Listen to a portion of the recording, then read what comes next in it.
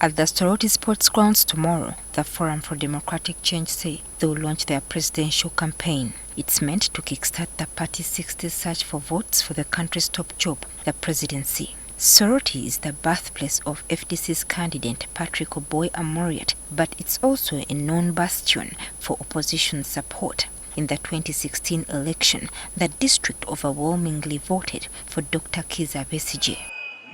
But police now say that the event will not take place. The police alleges that in their intelligence pack, they are aware of a planned disruption by a rival group. It is not suitable for people who are assumed to come and attack us and will be firing. It can also not be suitable for both of you in case you have any other agenda. We don't know. An earlier communication by the regional police spokesperson for East Choga, Ongom David Modong, stated that police had cleared the event to take place. The FDC says they won't back down on their plan. We are being told to find alternative venue.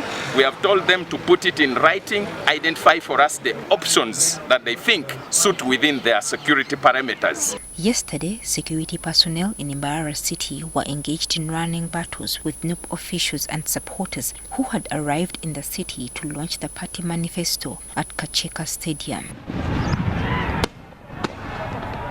This now raises questions on how security agencies will deal with these politicians as they kick off their campaign meetings tomorrow. According to the Electoral Commission, the harmonized campaign programs of all candidates have already been shared with the security agencies. Security at national, regional and district level are now aware of the movements of the candidates, presidential candidates. They are also familiar now with the preparations and the programs for parliamentary and local government council campaigns. Bukenya says they expect security personnel to support all political activities. There is a notice to security to secure the campaign environment and perform the role that is expected of security agencies. On their part, officials in charge of security observe that they will deploy heavily, but not with the intention of intimidating any aspiring candidate. We shall deploy as and when necessary in order to keep the lives of the Ugandans and also their property safe. One of the key components of the role is to protect people's life and property, regardless of any political affiliation, regardless of any political color.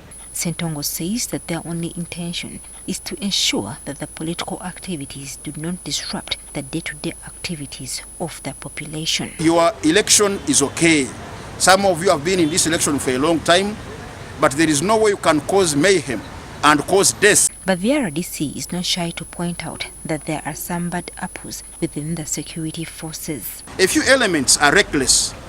A few elements can cause problems. Why would you tear gas recklessly? We have a professional standard unit. We check on the errant members of the force who behave unprofessionally.